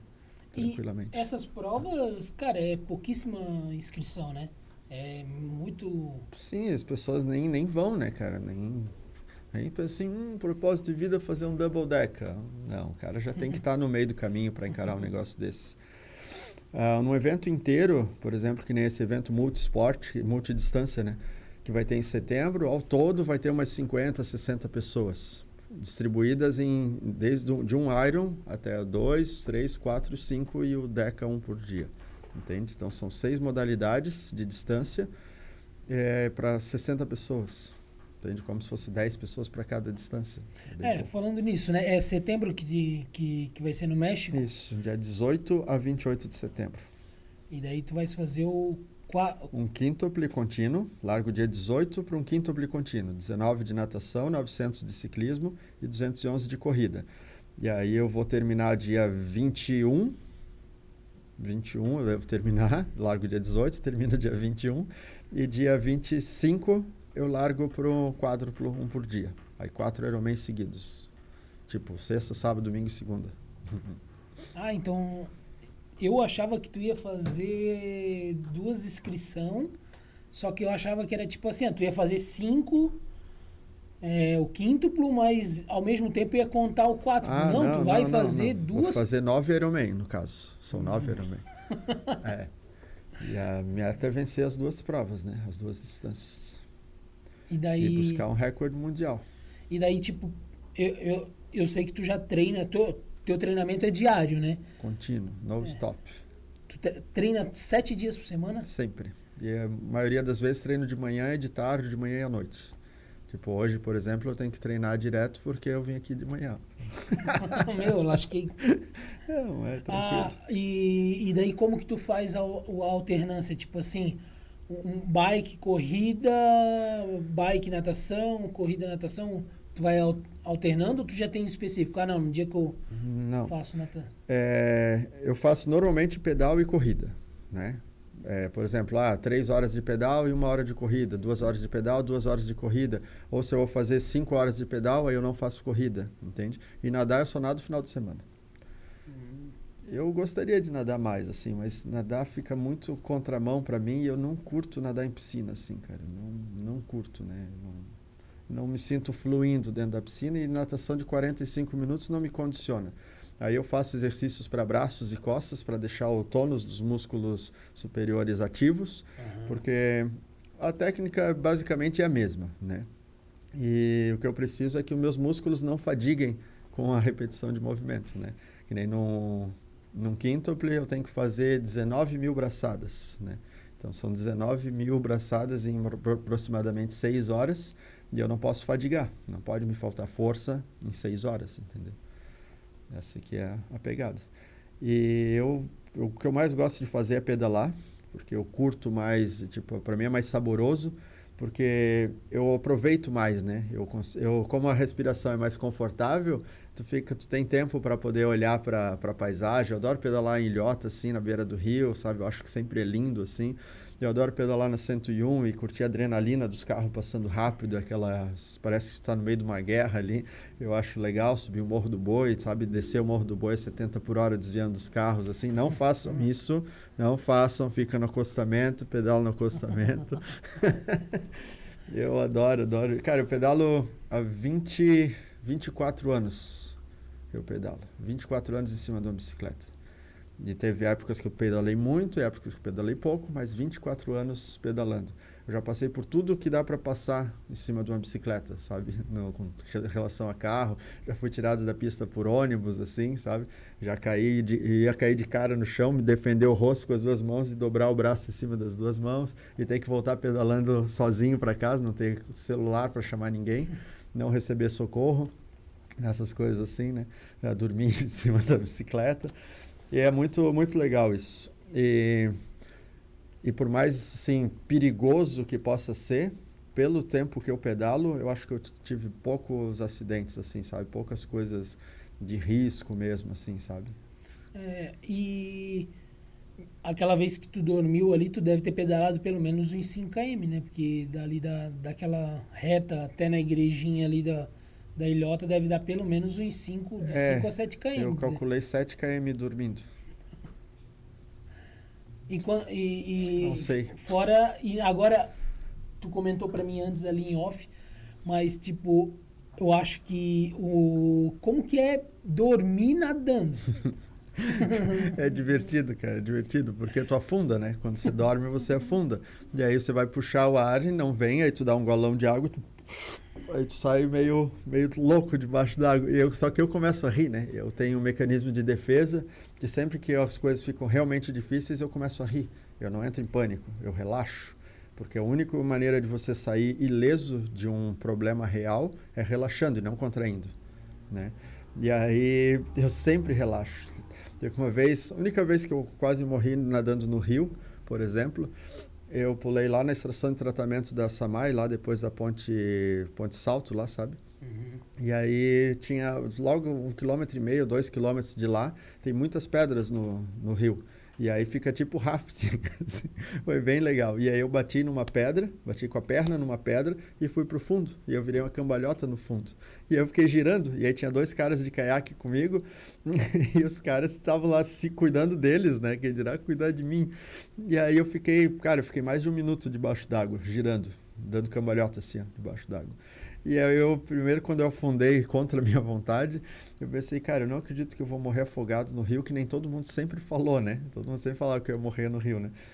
Aí eu pensei isso debaixo d'água, eu lá girando. Aí eu comecei a rir, eu pensei, cara, eu nunca vou morrer afogado, cara, não tem como eu morrer afogado.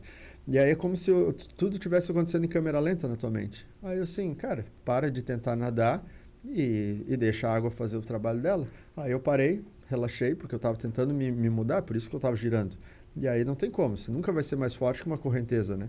E aí eu parei, e aí a água me jogou para cima. Jogou para cima. Aí eu vi os caras de caiaque que estavam lá longe, cara. Aí eu afundei mais uma vez, e aí quando eu subi de novo, eu fiz assim com o braço e achei uma planta. Aí eu agarrei uma planta no meio do rio, puxei, e aí tinha uma pedra embaixo dela, eu consegui pisar nessa pedra e fiquei assim. Aí eu olhava, cara, não tem como sair daqui, não tem como. O único jeito é pelo rio. Aí respira, relaxa e faz o que tu sabe fazer. Aí eu me joguei de barriga para cima, usei a perna para me defender das pedras. E aí aí quando veio a curva do rio, aí a corrente ficou tranquila de novo. E aí, cara, eu nadei mais uns 8 quilômetros, eu vim nadando até aqui no América, ali em Blumenau, ali, né, na Tapioca. E eu vim nadando e rindo, cara. Cada vez que eu respirava, eu tava dando gargalhada. Os caras, tu tá bem? Tu tá bem? Cara, que animal, cara, que animal. Não façam isso em casa, cuidado, não entre no rio é perigoso, não façam isso. Mas foi maravilhoso, cara. E nesse dia, eu fiz o que eu fiz nesse dia? Ah, eu fiz a distância do Ultraman contínuo. Eu nadei 10 km, pedalei 420 e corri 84. Eu fiz um desafio Sunto, sabe, do relógio Sunto, que o Sunto prometia que o GPS dele durava 25 horas, né? E aí o desafio era que eu pudesse me manter ativo e sem acabar a bateria do relógio. Então eu tinha que fazer essa distância em menos de 25 horas. E eu levei 27 horas. E o relógio não acabou a bateria. Aí foi bem legal. Pô, que massa. E daí eles chegaram a entrar em contato contigo, alguma coisa assim ou não? Falaram, parabéns pela atuação. É triste, né, cara, no Brasil. Foi engraçado, cara. Foi Porque, engraçado. tipo, os Ultra Ironman, que é melhor ultra no triatleta, Ultra Triatleta. Os dois estão certos, né? Os dois estão certos. Como for Os melhor de Ultra falar. Triatleta, tipo, nos outros países. São vistos como herói. São vistos como heróis. As pessoas tiram foto, pedem para autografar a camiseta. Eu já autografei um monte de camiseta lá fora, sabe? Na Alemanha, na Áustria. E os caras olham pra gente assim, muito felizes, sabe? Mesmo quando eu fui correr lá o 100 km na Espanha, sabe? Os caras vinham assim tirar fotos, sabe? Eles acham legal pra caramba. Porque é muito raro, né? São pessoas muito raras que fazem essas coisas. E aqui a gente é visto como bicho grilo, né, cara? Visto como louco, né? A gente é sempre pejorativo, né, cara? E tu nunca recebeu um convite, assim, de algum país pra para representar? Recebi da Flórida em 2019, depois que eu fiz o Double Decker, aí me convidaram para ir para a Flórida, só que aí ia ser, a gente começou a negociação ali para fevereiro, e aí depois caiu o negócio da pandemia e todo mundo tirou o pé, né? Agora... Mas para a Flórida é bem provável que eu ainda vá para lá, né? Tipo, eu tô em casa na Flórida, que é um negócio que é bem legal. Um negócio legal de viajar o mundo todo com essa galera, assim, de conhecer esses caras, porque a gente fala família ultra, né? Uhum. É porque tu tem um laço de afetividade com cada um, porque tu sabe o que cada um passa quando tá fazendo. Não interessa se o cara é o primeiro ou se ele é o último colocado, sabe? Isso é realmente irrelevante. Mas todo mundo que cruza uma linha de chegadas numa prova tão brutal assim, cara, tu cria uma proximidade absurda, parece que todo mundo é irmão, assim, sabe? E aí todo mundo, cara, se tu vem pra cá, tu tem um lugar pra ficar e tal, né? E aí tu fica na casa, que nem agora eu tive 15 dias no México, e aí fiquei na casa de um amigo do México, não era o organizador, né? Um outro cara. E tudo certo, assim, sabe? E os caras fazem questão de te oferecer espaço, de oferecer casa. O cara deixou o carro dele para eu ficar usando, cara, durante a estadia lá. Espetacular, sabe? Na Flórida agora também fiquei 4 dias na casa do cara e tal. E assim, porra, o cara mal me conhece, porque ele me viu alguns dias só, né? Uhum. E ainda assim, tipo, gera um afeto que parece que o cara conhece a vida inteira, sabe?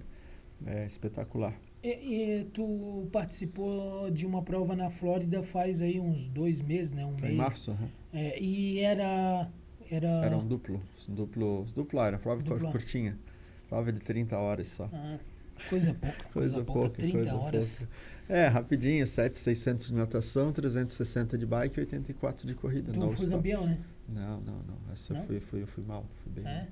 Não, por causa que Essa é que eu fui sem staff, e aí eles atrasaram o meu voo, eu estava previsto que eu ia chegar 2 dias antes, e eu cheguei tipo 8 horas antes da largada. Nossa. Aí eu não tive tempo para ir no mercado comprar minha comida, e a organização da prova não te dá comida, né? Eles te dão água só, e tu precisa comer. E aí eu fui para lá e eu comprei as coisas rapidão, assim, numa conveniência, o que dava. E claro que não durou nem um dia, né, a minha comida. E aí quando eu comecei, estava terminando o pedal, acabou a minha comida. E aí eu comecei a correr, isso era já tipo 11 horas da noite. E aí quando eu estava, sei lá, com uns 15, 20 de comida, eu apaguei. Aí eu fiquei 4 horas apagado. E aí quando eu voltei, óbvio que todo mundo já tinha me passado, eu terminei pela honra, assim, sabe? Só pela honra. Mas bem punk, assim, cara. Aí os caras assim, o que tu precisa? Precisa de remédio? Eu falei, não, cara, só me dá uma comida, cara. Me dá uma sopa, um macarrão, uma comida. Aí me trouxeram, tomei 3 potes de sopa, assim. E aí parecia o Popeye, assim, sabe? Cada caneca de sopa que eu tomava, eu... Depois saí correndo, assim, e aí eu corri rápido pra caramba. Como pode? Tava morto e agora correndo desse jeito. Eu falei, eu só tava com fome, cara. Aí eles ficaram assim, aí todo mundo se sentiu bem mal, assim, né? Porque deixaram o brasileiro que estava sem staff passar fome na corrida, né? Aí o organizador ficou lá todo preocupado comigo, assim, eu falei, não, cara, tá ótimo, prova ótima, assim. E a responsabilidade era minha, eu vim sem staff, a prova, todo mundo fala que tem que ter staff, né? Mas se tu vai sem, é por tua conta e risco, né? É muito difícil arranjar staff? É porque é caro, né, cara? É muito caro. E que nem assim, competi nos Estados Unidos em época de pandemia, eu tive que fazer 14 dias no México para poder entrar nos Estados Unidos. E aí como é que imagina? Eu vou pagar para ti 14 dias para ficar no México para poder entrar. Então tem a passagem, a estadia durante isso, é muita grana, sabe? Tipo, cara, eu sozinho gastei mais de 20 mil nessa pegada. E aí imagina, eu vou pagar isso para outra pessoa ainda, sabe? Já é difícil tu conseguir pagar as tuas coisas, tu vai pagar para alguém. E aí as pessoas, mas aí tu fica sempre passando por esse sufoco, assim. Eu prefiro passar por esse sufoco e fazer do que ficar esperando uma condição perfeita para fazer isso, entende? Como diz o Mário Sérgio Cortella, eu faço o melhor que eu posso com as condições que eu tenho, até que eu tenha condições melhores para fazer melhor ainda. E se eu fosse esperar, cara, eu não teria feito nisso, eu estaria numa promessa de um dia. Teria passado a prova. Sim, e aí tu é aquele cara que fica, e se eu tivesse ajuda, e se eu tivesse... Cara, eu não posso esperar isso, sabe? Ou eu posso fazer agora, ou eu não posso fazer. Então, por isso que eu vou. Igual agora para o México. Eu vou de qualquer jeito, entende? Eu estou em busca de patrocínio. Assim, não é que eu não posso pagar, é que eu não acho justo eu ser o único representante do país e ser um dos melhores do mundo dentro de uma prova e o meu país não dá a atenção que eu mereço, entende? Não porque sou o Daniel, qualquer atleta que está representando sua cidade, o seu estado, o seu país, merecia ser calçado para isso, para que tenha o melhor resultado. Porque quando eu venço, que nem quando eu venci em 2016, me botaram em cima de um caminhão de bombeiro com a bandeira do Brasil. E o que o Brasil me deu para fazer isso? Entende? Tipo, o que eu peço, o que eu desejo é simplesmente respeito, cara. Eu não quero ser exaltado, entende? Mas simplesmente respeitado. Se vocês querem dizer que o Brasil fez, né, que a cidade fez, que o estado fez, né, quando sai num jornal de estadual, eles falam, atleta catarinense fez tal coisa. Se é do municipal, o atleta blumenauense fez tal coisa. Se é do país, o brasileiro fez tal coisa. Tá, e eu recebi o que para isso? E é assim, que nem só que assim, eu peço patrocínio, mas assim, nunca levo muito a sério, né? Mas que nem agora, tipo, eu tenho muito mais valor do que eu tinha em 2016, entende? Já fiz muito mais coisa e hoje estou bem mais respeitado e mais conhecido do que eu era. Então agora eu espero realmente que eu tenha, sabe? Porque assim, tipo, São Paulo quer que eu vá para São Paulo para morar lá, entende? E aí, beleza, então eu vou levantar a bandeira de São Paulo e não vou levantar a bandeira de Santa Catarina, porque Santa Catarina não olha para mim. Querem me botar nos programas, mas não querem me ajudar a fazer as coisas, entende?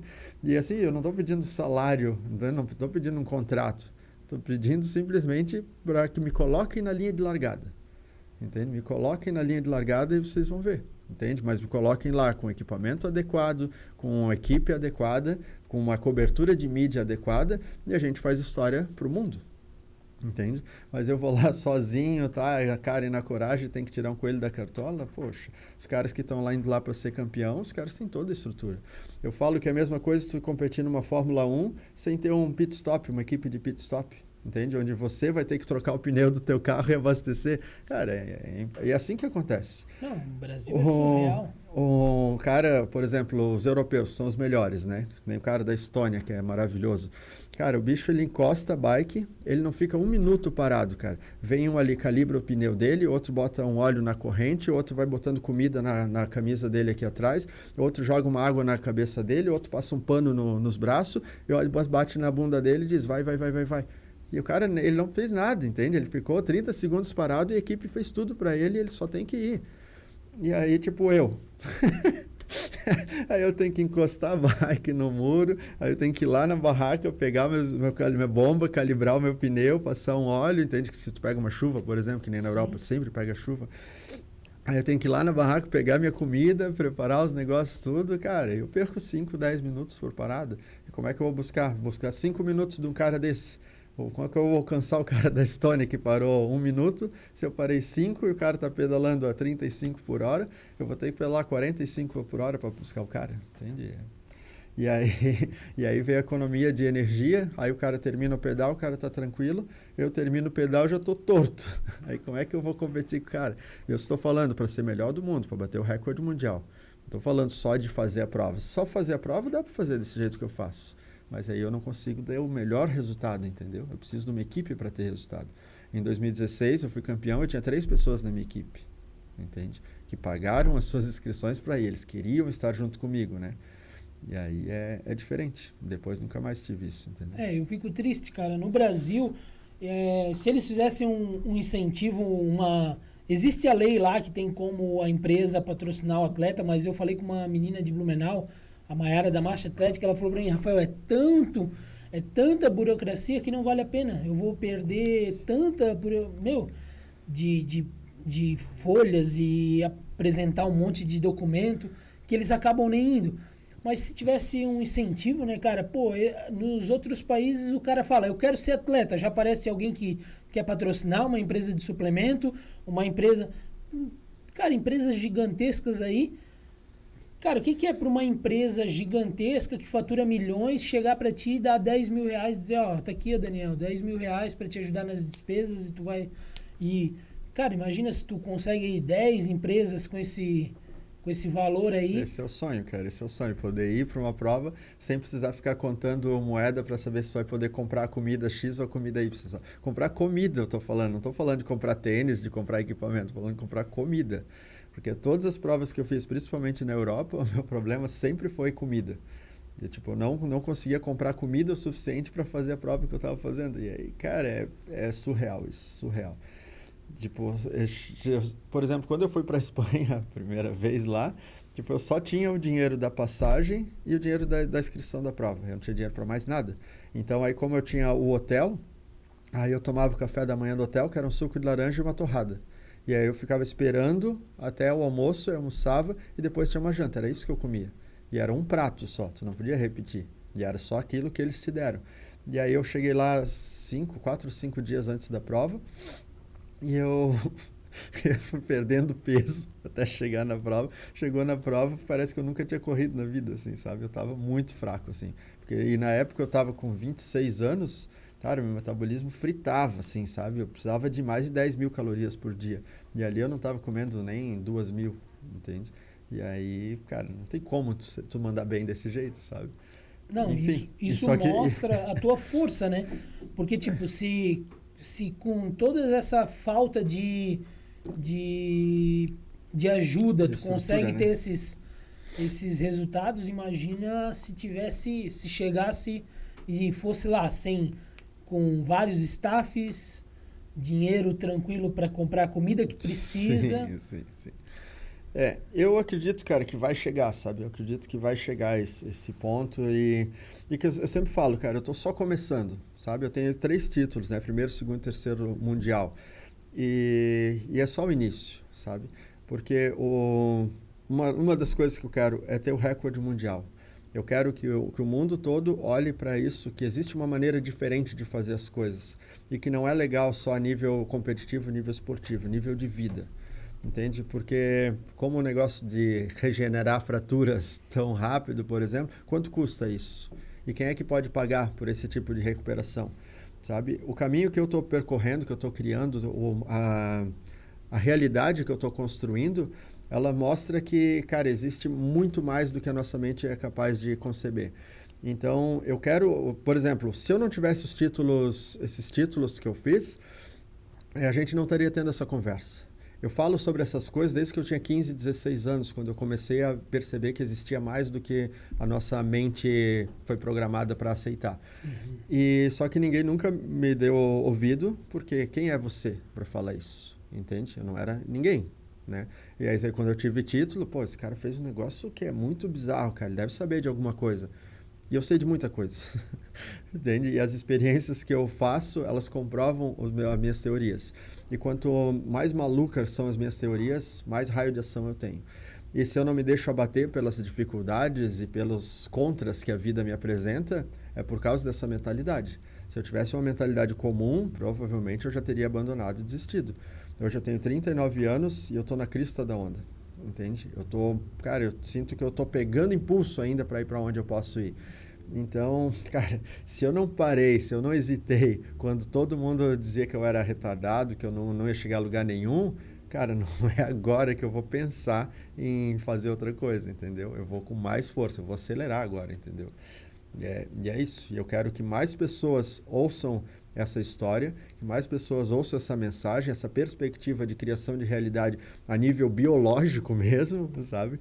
E para que melhore a vida de todas as pessoas, sabe? De um máximo de gente. Todo mundo assim, ó, por exemplo, você está ouvindo esse discurso até agora e você não acha isso loucura ou coisa de idiota, quer dizer que isso faz parte da tua vida. Quer dizer que o potencial para construir essa realidade está em você. Então, você só precisa tomar a atitude de fazer e de buscar aquilo que você realmente deseja. Me diz o que você realmente deseja. E porque o teu desejo é uma ordem, mas você precisa ordenar. Se você não ordenar, ele fica no campo dos sonhos, isso vai ficar dizendo, um dia, quem sabe, se eu tiver condições ideais para fazer, não existe condições ideais. Ou tu faz com o que tu tem, ou tu não vai fazer. Tu vai ficar dizendo, mas aquela vez, e aí nada acontece. Top. É isso. Cara, muito obrigado. Foi sensacional. Eu garanto que a gente vai sair totalmente diferente dessa conversa, porque a tua história é muito top mesmo.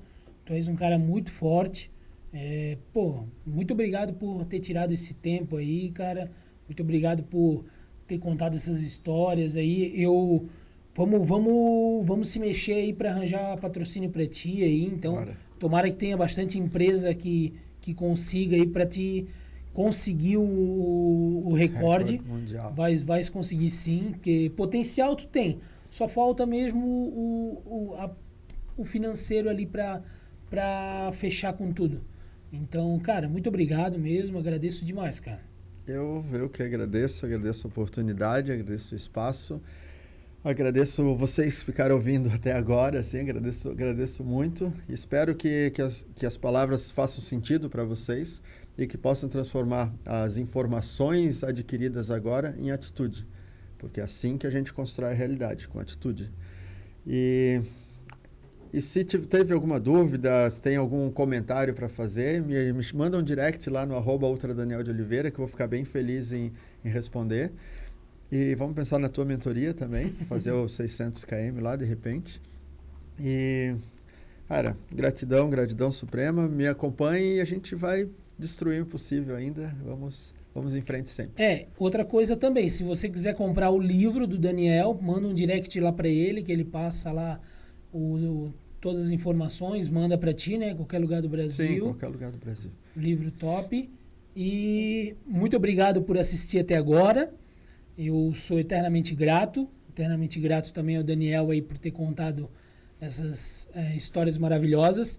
Não esqueça de deixar seu like, inscrever-se no canal e deixar um comentário, compartilhar para os seus amigos, porque essa mensagem precisa ser compartilhada, porque é muito sensacional. É isso aí, tamo junto e muito obrigado.